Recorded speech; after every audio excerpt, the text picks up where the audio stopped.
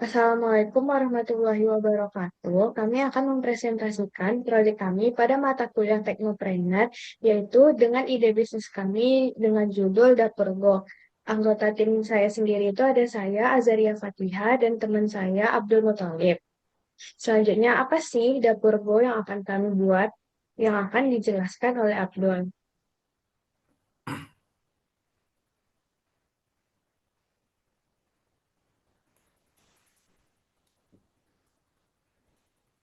Definisi IT Business Plan.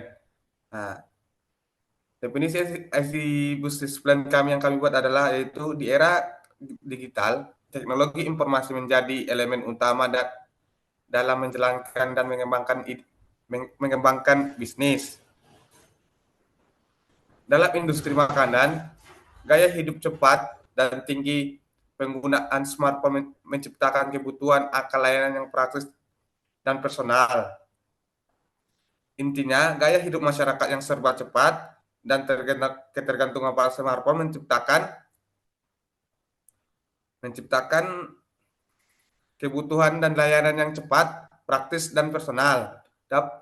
Dapur Go hadir sebagai solusi digital layanan pesan antar makanan berbasis teknologi dengan fitur seperti personalisasi, rekomendasi otomatis atau AI, dan pelacakan real time.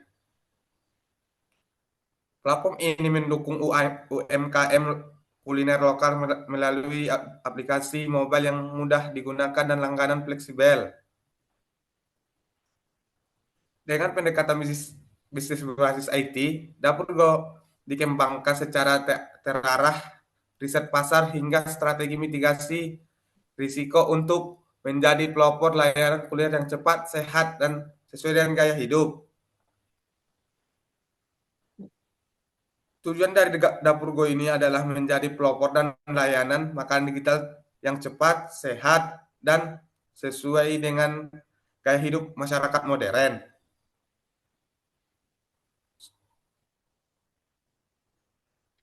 Lanjut.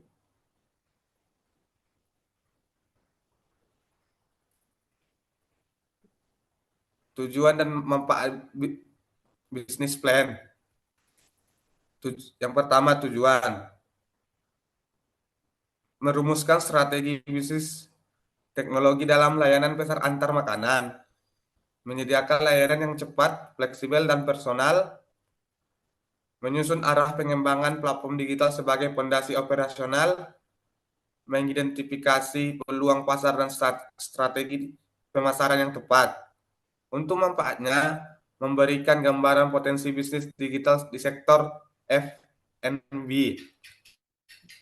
menjadi panduan dalam pengembangan dan peluncuran layanan, menarik investor dengan analisis pasar dan strategi yang matang, meminimalkan risiko bisnis melalui identifikasi tantangan dan mitigasi, mendukung efisiensi operasional berbasis teknologi. Dari tujuan dan manfaat ini, Dapur Go bukan hanya sebagai dokumen rencana, tetapi juga sebagai alat kendali yang membantu bisnis berkembang terarah, efisien, dan kompetitif di era digital atau era sekarang.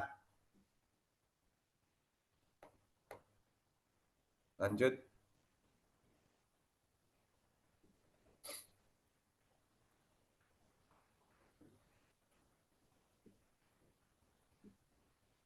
Target pasar kami untuk konsumennya yaitu usia dari 18 sampai 45 tahun pengguna smartphone yang aktif. Kedua, mahasiswa, pekerja, ibu rumah tangga, atau masyarakat urban. Yang ketiga itu yang sudah terbiasa memesan makanan melalui online atau butuh layanan personal. Nah, untuk mitra penjualnya itu UMKM lokal, makanan rumahan dan restoran kecil sampai menengah. Untuk perilaku konsumen IT-nya yaitu familiar dengan aplikasi mobile, suka fitur rekomendasi otomatis dan pelacakan secara real time, tertarik pada promo, cashback, dan langganan, mengutamakan kecepatan dan kemudahan layanan. Intinya, mulai dari pengguna aktif hingga UMKM dengan memahami kebiasaan, kebutuhan konsumen. Hal ini memperkuat Dapurgo sebagai platform kuliner berbasis teknologi yang inklusif dan relevan. Untuk analisis kompetitor dan tren aplikasi. Yang pertama itu keunggulan Dapurgo. Fokus pada UMKM dan makanan rumahan lokal. Menu personal berbasis AI, langganan fleksibel dan rekomendasi otomatis, aplikasi ringan, mudah digunakan, dan menyasar ceruk pasar. Tren teknologi yang digunakan yaitu AI atau kecerdasan buatan, yang rekomendasi menu otomatis dan pencapaian pemesanan, blockchain atau rencana ke depan, yaitu sistem reward point yang transparan dan anti manipulasi.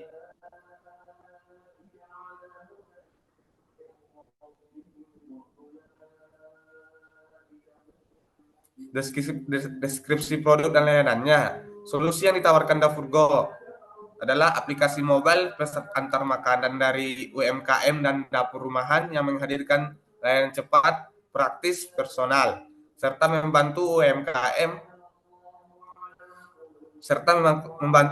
menjangkau konsumen secara digital. Kebutuhan yang akan dipenuhinya yaitu untuk pengguna makanan cepat, mudah, sesuai dengan seleranya. Untuk UMKM-nya,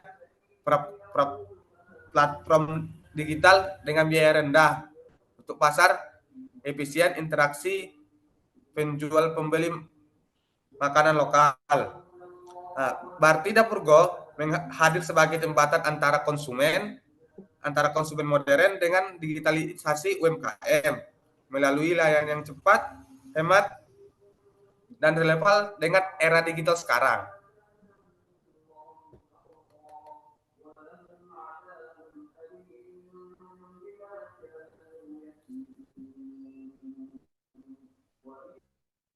Selanjutnya adalah aspek teknis dan pengembangan. Di bidang teknologi itu kami menggunakan front-end untuk pengembangan aplikasinya, back-end untuk database-nya yaitu Node.js, dan database-nya itu menggunakan Postgre atau MongoDB. Setelah itu kami juga menggunakan AI dan basis data. Untuk pengembangannya itu sendiri, kami ada 5 tahapan, yaitu ada riset dan validasi, desain UI UX, pengembangan tahap 1 dan tahap 2, peluncuran awal aplikasi, dan pengembangan berkelanjutan.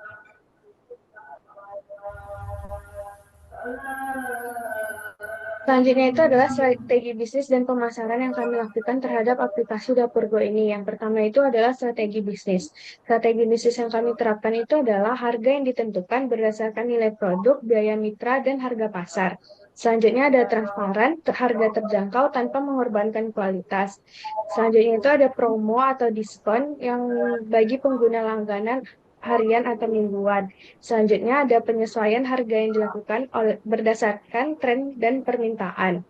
Strategi pemasaran yang kami lakukan selanjutnya itu adalah branding dan positioning, saluran distribusi strategi pemasaran yang dilakukan melalui aplikasi website media sosial dan integrasi digital, serta strategi promosi Dapurgo yang menerapkan iklan online, konten marketing, ataupun kolaborasi dengan influencer. Selanjutnya adalah analisa keuangan yang kami terapkan pada keuangan Dapurgo.